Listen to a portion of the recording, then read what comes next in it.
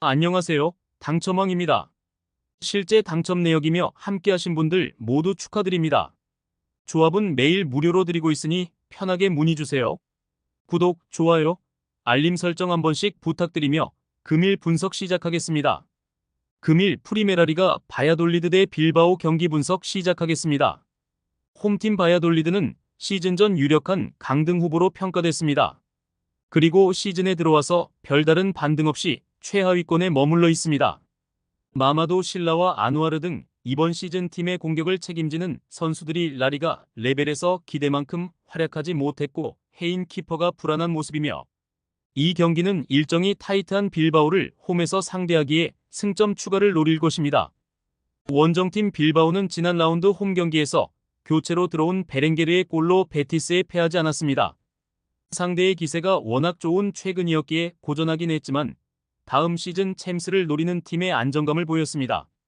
주중 유로파 원정에서는 루도고레에 승리했는데 이나키 윌리엄스의 동점골이 나왔고 바로 니코 세라노가 결승골을 터뜨렸습니다. 빌바오의 승리를 봅니다.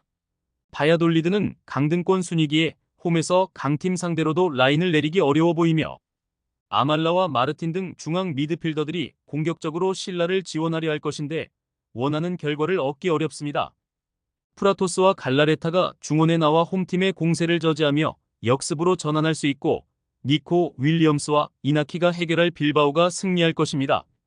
금일 분데스리가 하이덴하이머 대 볼프스부르크 경기 분석 시작하겠습니다. 홈팀 하이덴하임은 최근 리그에서 주춤하고 있습니다. 컨퍼런스 리그에서는 주중 하츠를 잡은 것을 비롯해 선두권 성적을 내고 있지만 분데스리가에서는 4경기 연속 승리가 없습니다. 때문에 이번 홈 경기를 승리하며 분위기 전환을 노려야 하며 도어시와 쇼프너, 레오 시엔자 등 주축 선수들이 휴식을 취하거나 짧게 뛴 하츠 원정이었기에 이 경기에는 풀빛으로 나설 수 있습니다. 원정팀 볼프스 역시 최근 흐름이 좋지 않아 보입니다. 보훔 원정 승리 이후 나선 3경기에서 1승도 챙기지 못했고 그로 인해 강등권에 추격당했습니다. 카민스키와 로브로 마에르, 요나스 빈 등 자국 국대에서 가장 중요한 역할을 하는 선수들이 질비한 스쿼드기에 내심 5위권 진입을 노렸는데 이런 상황이 이어지면 시즌 막판 최악의 상황에 몰릴 수도 있습니다. 접전을 봅니다. 주중에 로테이션을 돌리며 주축 선수들의 풀타임 출전이 가능한 하이덴하임이지만 볼프스의 집중력 있는 경기력도 밀리지 않을 수 있습니다. 아놀트와 마에르가 중원에 나와 힘겨루기를 할 수 있고 메흘레가 측면에서 오버핑을 자제할 볼프스가 승점 1점을 챙길 것입니다. 금일 세리에 인터밀란 대 나폴리 경기 분석 시작하겠습니다. 홈팀 인테르는 연승에 성공하며 선두 탈환을 노리고 있습니다. 유벤투스 상대로 승점 1점에 그치긴 했지만 그 이후 두 경기에서 완승을 거뒀습니다. 바스토니와 파바르 등이 나선 수비는 최근 4경기에서 3차례나 클린시트를 기록하는 안정감을 보였고 바렐라의 중원 존재감도 상당했습니다. 주중 챔스 경기에서는 얼마 전 부상에서 돌아온 차라노글루의 결승골로 아스날을 잡기도 했습니다. 원정팀 나폴리는 지난 아탈란타전을 패하며 2위권 팀에게 추격당했습니다. 홈이었기에 공격적인 라인업을 가동했는데 라마니가 상대 공격수를 저지하지 못하며 패했습니다. 때문에 이번 라운드는 선두 수성은 물론 연패를 피하기 위해 중원을 두텁게 하는 수비적 운영을 하고 흐비차와 라스파도리를 앞세운 역습으로 승부를 봐야 합니다. 인터밀란의 승리를 봅니다. 나폴리는 최전방에 나설 흐비차와 루카쿠부터 상대 최종 수비를 압박하는 수비적 운영을 할 것입니다.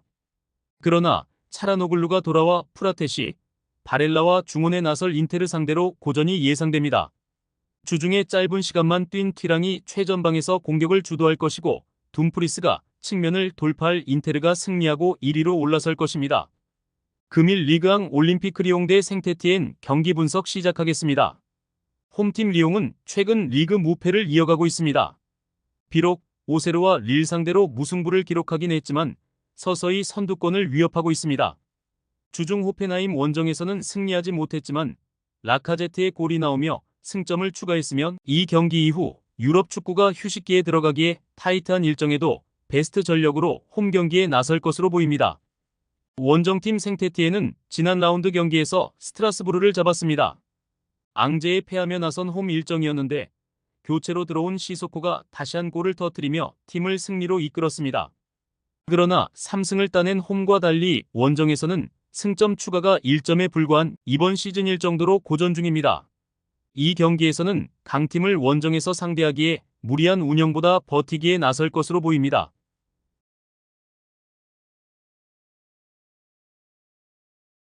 금일 프리메라리가 소시에다드 대 바르셀로나 경기 분석 시작하겠습니다. 홈팀 소시에다드는 지난 라운드 원정 경기에서 세비야를 잡았습니다. 레알과 바르샤, 아틀레티코를 제외하면 리그에서 가장 강한 전력의 팀으로 평가받지만 중위권에 머물러 있었는데 반등의 신호탄을 쏘아 올렸습니다. 그러나 주중 원정에서 유로파 경기를 패하며 세비야전 승리의 기세를 이어가지 못했으며 홈 경기 일정이지만 리그 최강팀을 상대하기에 패하지 않기 위해 최선을 다해야 할 것입니다. 원정팀 바르샤는 엘클라시코에 이어 카탈루냐 더비에서도 완승하며 1위를 굳게 지켰습니다. 가비와 안수파티를 비롯해 부상 중이던 선수들이 모두 돌아온 풀 전력이기에 리그와 챔스, 코파델레이 등 모든 대회 우승을 노리고 있습니다. 주중 츠르베나 원정에서도 다득점에 성공하며 승리하는 등 즐거웠지 않은 최근을 보내고 있습니다. 바르셀로나의 승리를 봅니다. 소시에다드는 수시치와 주비멘디의 수비 보호 아래 아구에드와 주벨디아 등이 바르샤의 공세를 저지하려 할 것입니다. 그러나 리그 14골의 레반도프스키와 13공격 포인트의 하피냐 12개의 공격 포인트를 기록 중인 야말의 스리톱을 저지하긴 어려워 보이며 바르샤가 연승을 이어가며 휴식기에 들어갈 것입니다. 많은 분들께서 픽은 어디에서 주냐고 물어보시는데요. 계속 말씀드리지만 영상 아래 고정 댓글 링크로 편하게 말 걸어주시면 됩니다. 토토는 늘 말씀드리지만 조합이 제일 중요합니다. 무료로 공유해드리니 같이 대박납시다. 절대 손해보시면서 토토하지 마세요.